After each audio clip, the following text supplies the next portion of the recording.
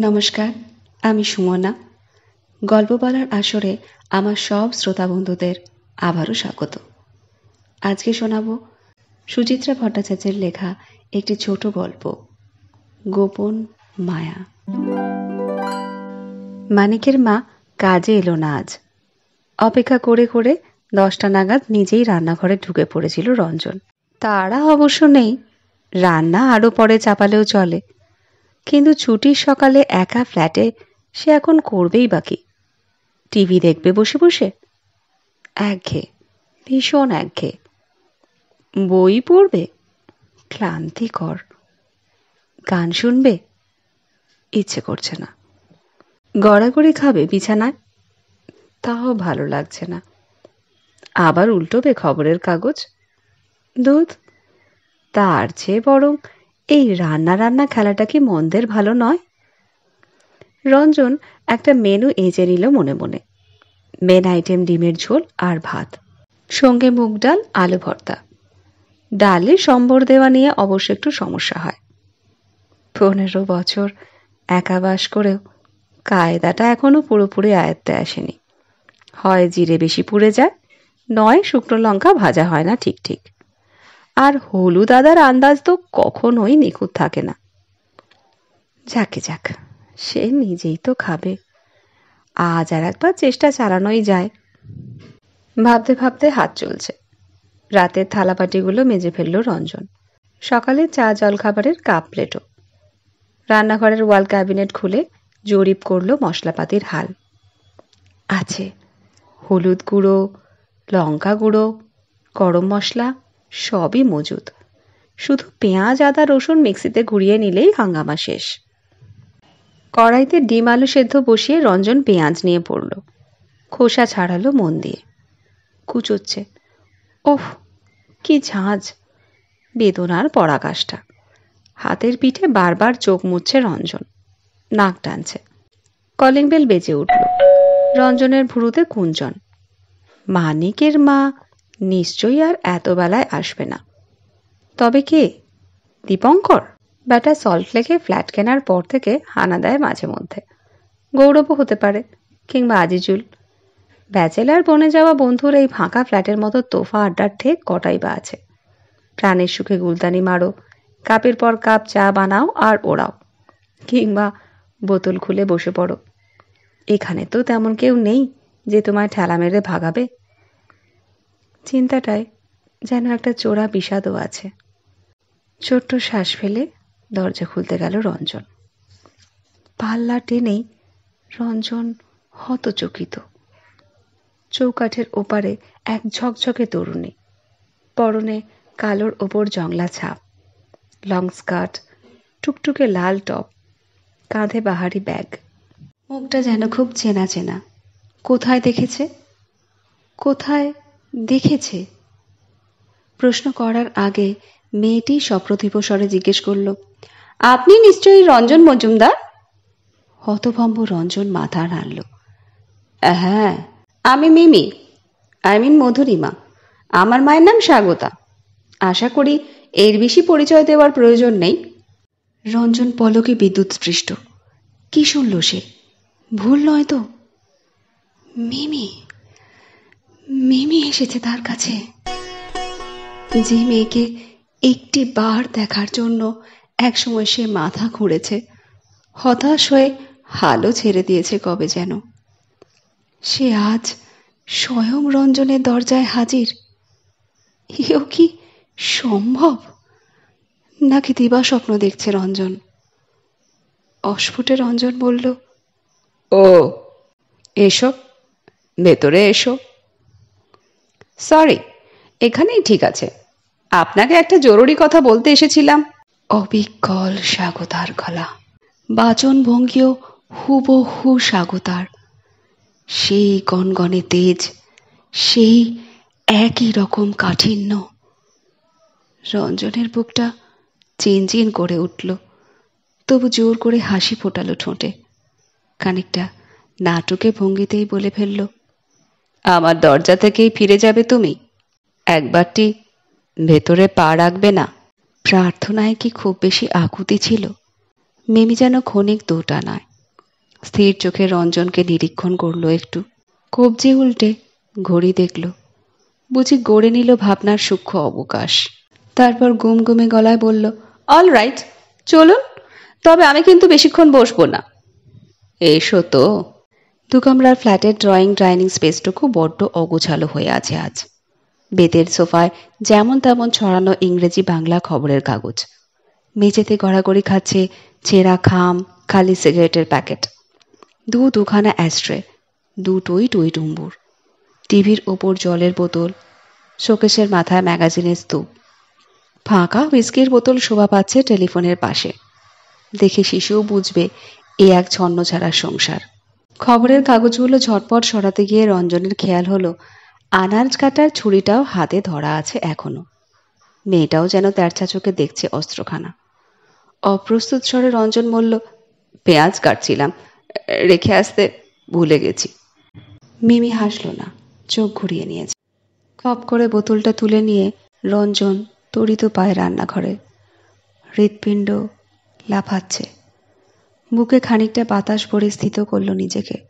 বোতল নামালো সিঙ্কে, ছুরি যথাস্থানে। পায়ে পায়ে ফিরল ঘরে, সোফা ঝাড়ছে। মৃদু স্বরে বলল, দাঁড়িয়ে কেন, বসো, জল খাবে? No thanks. মিমি বসেছে আড়ষ্টভাবে। দেওয়ালে রঞ্জনের কাঁধে 2.5 বছরের মিমি। সেদিকে ঝলক তাকিয়ে দৃষ্টি ফিরিয়ে নিল। কপালে চওড়া চওড়া ভাঁজ ফেলে বলল, আপনি নিশ্চয়ই আমাকে দেখে খুব অবাক হয়েছেন। রঞ্জন যেন ঠিক শুনতে পেল না। মিমিকে দেখছে নিষ্পলক। কত বড় হয়ে গেছে তার মেয়েটা। সেই কোকড়া কোকড়া চুল, ফোলা ফোলা গাল, গাবলু গুবলু মিমির সঙ্গে এই মিমির মিল পাওয়া ভার। সামান্য লম্বাটে মুখ, সরু কপাল, পাতলা পাতলা নাক, ঈষৎ চাপা ঠোঁট, আয়ত চোখ আর কাঁচ ছোঁয়া চুলে শ্যামলা রঙা মিমি এখন অন্যরকম। কার মতন হয়েছে মিমি? স্বাগতা? স্বাগতার মুখ তো গোল, রঙও অনেক ফর্সা স্বাগতার। বরং মিমির এই মুখের সঙ্গে রঞ্জনের মায়ের আদলে মেলে বেশি। মেয়েকে কেড়ে নিয়ে গেলেও মেয়ের চেহারাটাকে মনোমতো বদলাতে পারেনি স্বাগতা। যাদের সে অসম্ভব অপছন্দ করত তাদেরই একজন রয়ে গেল মিমির অবয়বে। মিমির কপালের ভাঁজ ক্রমশ ঘনতর। ঠোঁট বেঁকিয়ে বলল, আমি কিন্তু কোনো সারপ্রাইজ দেওয়ার উদ্দেশ্যে এখানে আসিনি। ইনফ্যাক্ট আমার মাও জানে না, জানলে অবশ্যই আমার আশাটা অ্যালাউ করতো না। রঞ্জনের মুখ ফসকে বেরিয়ে গেল, তাহলে এলে কেন? ওই যে বললাম, একটা ইম্পর্ট্যান্ট কাজে। আপনাকে একটা ইনফরমেশন দেওয়ার ছিল। কি বলো তো? আপনি একসময় একটা ইন্স্যুরেন্স করিয়েছিলেন আমার নামে, 18 বছরের পলিসি। মিমি এতক্ষণে সরাসরি তাকিয়েছে। মনে পড়ে কি? মিমি কোন দিকে কথা ঠেলতে চাইছে বুঝতে পারছিল না রঞ্জন। সত্যি বলতে কি, এখনো তার বোধবুদ্ধি সেভাবে ক্রিয়া করছে না। মিমির আকস্মিক উপস্থিতিতে এখনো যেন ধাতস্থ হয়নি মগজে। ফ্যাল ফ্যাল চোখে বলল, হ্যাঁ, একটা করেছিলাম বটে। আমার মেয়ে যাতে বড় হয়ে লামসাম একটা অ্যামাউন্ট পায়, তার হায়ার এডুকেশনের জন্য, কিংবা পলিসিটা ম্যাচিওর করেছে।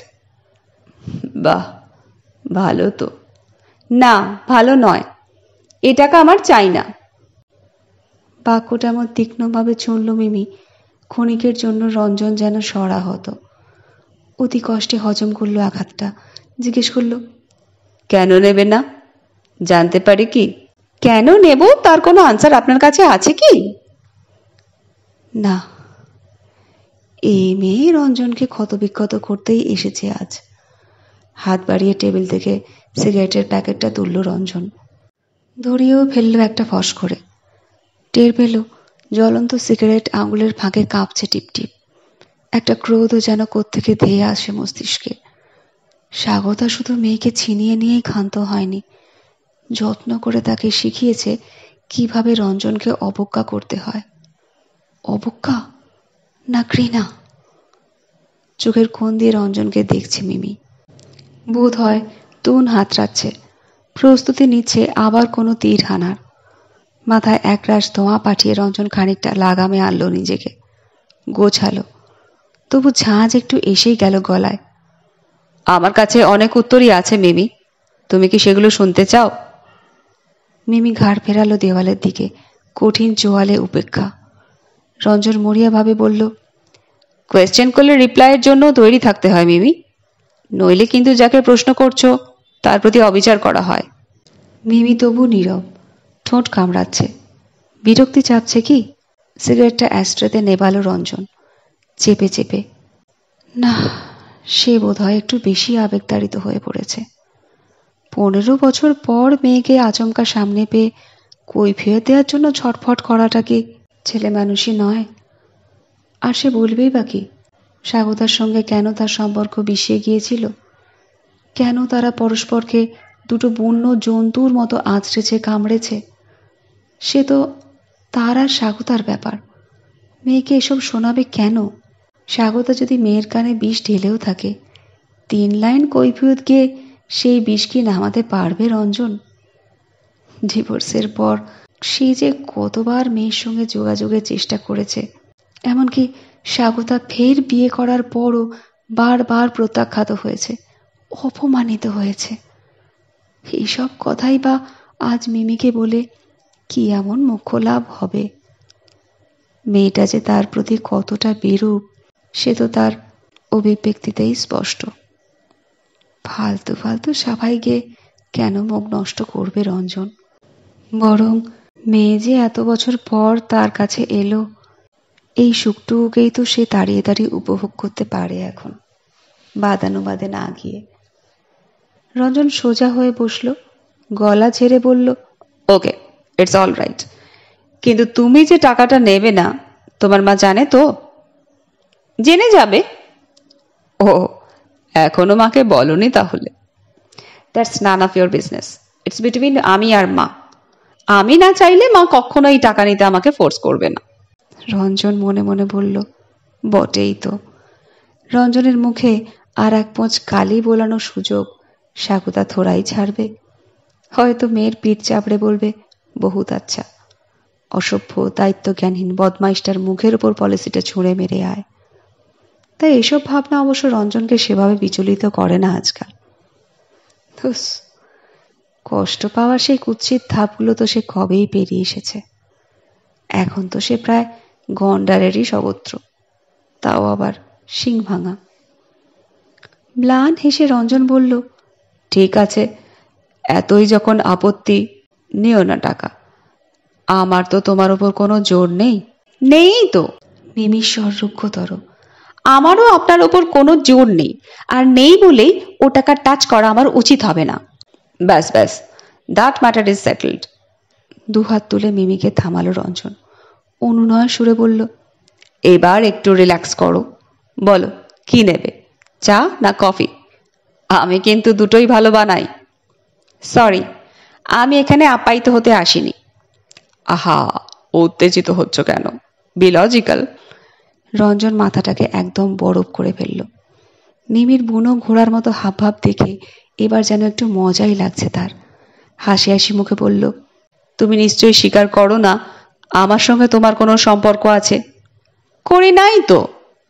অর্থাৎ আমরা পরস্পরের অনাত্মীয়, রাইট? অবশ্যই। আমরা কি পরস্পরের শত্রু? তাও তো নয়। ঠিক। মিমি থতমত, চোখ পিটপিট করছে। তাহলে কি দাঁড়ালো? অনাত্মীয় এবং শত্রু নয় এমন একজন আমার বাড়ি এসেছে, সে তাহলে আমার গেস্ট। অতিথিকে আপ্যায়ন করা কি গৃহস্বামীর কর্তব্য নয়, অন্তত প্রথম দিন? মিমি চোখ কুঁচকে তাকিয়ে বুঝিবে পড়তে চাইছে রঞ্জনকে। দেখতে দেখতেই নাক কুঁচকে গেল হঠাৎ। জোরে জোরে শ্বাস টানছে, বিড়বিড় করে বলল, কিসের একটা পোড়া গন্ধ আসছে না? ও হ্যাঁ, তাই তো। রঞ্জনও চমকেছে। গ্যাসে ডিম আলু বসিয়েছিলাম, গেল বোধহয়। বলেই ঊর্ধ্বশ্বাসে দৌড়। যা ভেবেছে তাই। জল ফুটে মরে গেছে কখন, শুকনো কড়া পুড়ছে চরচর। তাদের বাপ মেয়ের সম্পর্কের মতো। আপন মনে হাসল রঞ্জন। জটিতে নেবালো গ্যাস, সাঁড়াশি বাগিয়ে ধরে কড়া নামালো সিঙ্কে। দীর্ঘশ্বাস চেপে ফিরছিল ড্রয়িং স্পেসে। থমকালো হঠাৎ। মিমি সোফায় নেই। মিমি দেওয়ালের সামনে দাঁড়িয়ে। মিমি গভীর মনোযোগে দেখছে টাঙানো ছবিটা। কিছু কি মনে পড়ছে মিমির? শৈশবের কোনো স্মৃতি? একটু কি মেদুর হলো মিমির মন? রঞ্জন গলা খাঁকারি দিল। ছবিটা এখানেই তোলা, তোমার বড় মামার ক্যামেরায়। এই ফ্ল্যাটটা তখন সদ্য কেনা হয়েছে। বিদ্যুৎ লতার মতো সোফায় ফিরে গেল মিমি। যেন রঞ্জনের কথাগুলো কানেই যায়নি এমন একটা ভান করে বলল, আপনার ডিম আলুর কি খবর? অবশিষ্ট আছে কিছু? না, জ্বলে পুড়ে খাক। মা আপনার সম্পর্কে ঠিকই বলে। কি বলে? সে আপনি শুনে কি করবেন? কি বলে তা আমি জানি। আমি সংসার করার অযোগ্য, তাই তো। ভুল বলে কি? মিমি টেরিয়ে তাকালো। রোজ কি এরকমই রান্নাবান্না হয়? মেয়ের সামনে নিজেকে একজন দুঃখী অসহায় মানুষ হিসেবে প্রতিপন্ন করতে বাধ্য রঞ্জনের। তাছাড়া সে তো এখন সত্যিই তেমন একটা খারাপ নেই, বরং এক ধরনের জীবনে অভ্যস্ত হয়ে গেছে। মিছি মিছি বাচ্চা মেয়েটার সহানুভূতি কাড়ার অপচেষ্টা সে করবেই বা কেন? রঞ্জন শব্দ করে হেসে উঠল। রোজ এরকম হাল হলে কবেই পঞ্চভূতে বিলীন হয়ে যেতাম। আমার রাধার সময় কোথায়? লোক একজন আছে, সে যা বানিয়ে দেয় তাই সোনামুখ করে খেয়ে নি। সে ডুব মারলে তবেই এই আপনা হাত জগন্নাথ। আজ তো রান্নার 12টা, আজ কি হবে? ইচ্ছে হলে আবার বসাবো, কিংবা মুড়ি চিবোবো, অথবা টোস্ট অমলেট বাইরে থেকেও খেয়ে আসতে পারি। ফোন করে খাবার আনিয়েও নেওয়া যায়। আর কোনো কিছুরই মোড না থাকলে এবেলা স্রেফ হরি মটর। বুঝলাম। মিমি একটুক্ষণ থেমে রইল, তারপর ঔদাসীন্যের প্রলেপ মাখা গলায় বলল, তা এরকম একা একা থাকার দরকারটা কি? এই বয়সে দোকা জোটাবো কোত্থেকে? জানো, নেক্সট ফেব্রুয়ারিতে আমি হাফ সেঞ্চুরি করব। অনেক আগেই তো বন্দোবস্তটা করতে পারতেন। তা হয়তো পারতাম। রঞ্জনের মুখে একটা ছদ্ম করুণ ভাব এবার। কিন্তু একজনের জন্য প্রতীক্ষা করছিলাম যে। মিমির চোখ সরু। কে সে? রঞ্জন মনে মনে বলল, তুই তুই তুই। মুখে রহস্যের হাসি টেনে বলল, এতটা পার্সোনাল কথা তোমায় বলে ফেলবো এমন ঘনিষ্ঠতা আমাদের হয়েছে কি? সরি। মিমি পলকে গোমড়া, চোয়াল শক্ত, কাঁধ ঝাঁকিয়ে বলল, আমার জানার প্রয়োজনও নেই। কি কাণ্ড, চটে গেলে কেন? মেঘার রোদ্দুরের লুকোচুরি দেখে রঞ্জনের চোখ চিকচিক। নরম গলায় বলল, কুল কুল, ফ্রিজে একটা কোল্ড ড্রিঙ্কস আছে, দেব? মিমির জবাবের অপেক্ষায় না থেকে ঠান্ডা পানীয়ের ঢাউস বোতলখানা বের করে আনলো রঞ্জন। দুখানা গ্লাসও। তরল ঢেলে একটা গ্লাস মিমিকে বাড়িয়ে দিয়ে বলল, নাও, চুমুক দাও। গ্লাসটা ধরল মিমি, তবে খাচ্ছে না, ভাবছে কি যেন। রঞ্জন মেয়ের মুখোমুখি বসল। এবার আমি তোমাকে কয়েকটা প্রশ্ন করতে পারি? কি? তুমি তো বললে মাকে জানিয়ে আসোনি, তাহলে এ বাড়ির ঠিকানা পেলে কোত্থেকে? পেয়েছি, যেখান থেকে হোক। তবু শুনি। মিমি ঠোঁট বেঁকালো। আপনাকে এত সব কথা বলবো এমন ঘনিষ্ঠতা আমাদের হয়েছে কি? রঞ্জন হেসে ফেলল, চোখ নাচিয়ে বলল, আমি অবশ্য সোর্সটা আন্দাজ করতে পেরেছি। বিমার পলিসিতে এ বাড়িরই অ্যাড্রেস দেওয়া ছিল। মিমি গোঁজ ছোট্ট করে চুমুক দিল কোল্ড ড্রিঙ্কসে, বুঝিবা অস্বস্তি গোপন করতে। এবার নেক্সট কোয়েশ্চেন। রঞ্জনের হাসি চওড়া হলো। পলিসিটা ছিল তোমার মার জিম্মায়। সামহাও তুমি সেটি দেখে ম্যাচিওরিটির ডেটটা জানতে পেরেছো। কিন্তু ইন্স্যুরেন্স কোম্পানি তো টাকা পয়সা সংক্রান্ত চিঠি এই বাড়ির ঠিকানাতেই পাঠাবে। সেই চিঠি পেয়ে আমি তোমার মার কাছ থেকে অরিজিনাল পলিসিটা চাইব, বিমা অফিসে জমা করব। তারপর চেক আসবে, তারও পরে তোমার টাকা পাওয়ার প্রশ্ন। এবং তার যথেষ্ট দেরি আছে। তুমি সাত তাড়াতাড়ি নেব না করে ওপর পড়া হয়ে ছুটে এসেছো কেন? মিমি 2 সেকেন্ড চুপ, তারপর গলায় ভারী কি ভাব এনেছে। আমি পরে কোনো এম্বারেসিং সিচুয়েশনে পড়তে চাই না। তা পলিসিটা একবার হাতে করে নিয়ে চলে এলেই তো পারতে। পরে পোস্টে পাঠিয়ে দেব কিংবা কুরিয়ারে। আজ ডিসিশনটা জানিয়ে গেলাম। ও, কিন্তু আমার একটা খুঁতখুঁতুনি রয়ে গেল যে। কিসের খুঁতখুঁতুনি? পলিসিটা আমি করেছিলাম আমার 2 বছরের মেয়ের নামে। আমার ছোট্ট মিমিকে ওটা উপহার দিয়েছিলাম। গিফট ফেরত নেব সে আপনার ব্যাপার। মিমির গলা যেন দুলে গেল সহসা। পরক্ষণে ঠোঁট কামড়েছে। ইচ্ছে হলে টাকাটা কোনো অনাথ আশ্রমেও দান করে দিতে পারেন। সে তো মিমি নিজেও দিতে পারে। সরি, আপনার টাকায় নাম কেনার বাসনা মিমির নেই। কি অবলীলায় বাবাকে অপমান করে চলেছে মেয়ে। রঞ্জনের বুকের মধ্যে দিয়ে শুকনো বাতাস বয়ে গেল। দুলে উঠেছে পুরনো পুরনো ছবি। স্বাগতার বাপের বাড়িতে মিমিকে ফোন করেছে রঞ্জন।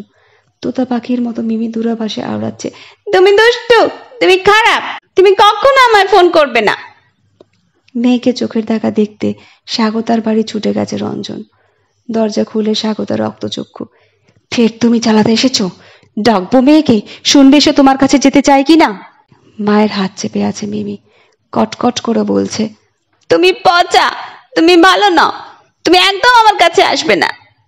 কোর্টের সিদ্ধান্ত মোতাবেক তারপরও হয়তো জোর করে মেয়েকে দেখতে চাইতে পারত রঞ্জন, কিন্তু কাকে দেখবে সে? স্বাগতা আবার বিয়ে করার পর অনেকে বলেছিল, এবার তুই কোর্ট থেকে মেয়ের কাস্টাডি চেয়ে নে। রঞ্জনের সাহসে কুলোয়নি। মেয়ে যদি আবার মুখের ওপর না বলে দেয়, আবার যদি শেখানো বলে উগড়ে দেয়। এখনো কি শেখানো বলে আওড়াচ্ছে মিমি? মনে হয় না। ছোটবেলা থেকে কোনো ধারণা মগজে গেঁথে দিতে পারলে তা ক্রমে বিশ্বাসে পরিণত হয়। স্বাগতা সফল।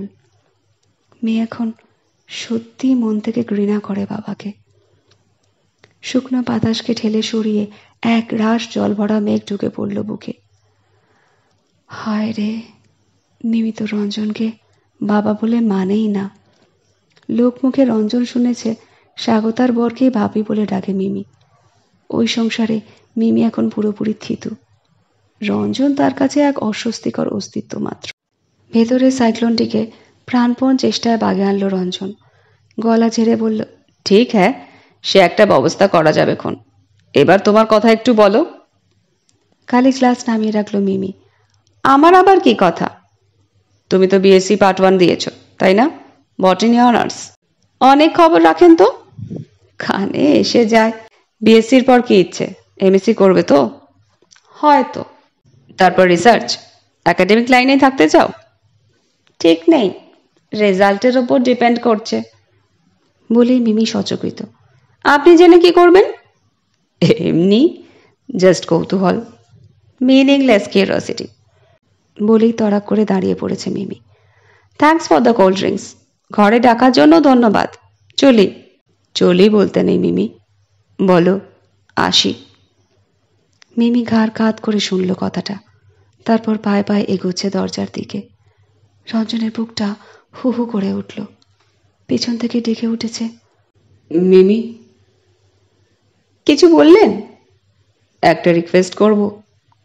রঞ্জনের গলা কেঁপে গেল। রাখবে? কি? পলিসিটা পোস্টে নয় নাই পাঠালে। কোথায় কিভাবে হারিয়ে যায়, তুমি কুরিয়ার হয়ে এসে দিয়ে যেও। মিমি চোখে চোখ রাখল, তাকিয়েই আছে। রঞ্জনের চোখে কি খোঁজে মিমি? কিছু কি পেল দেখতে?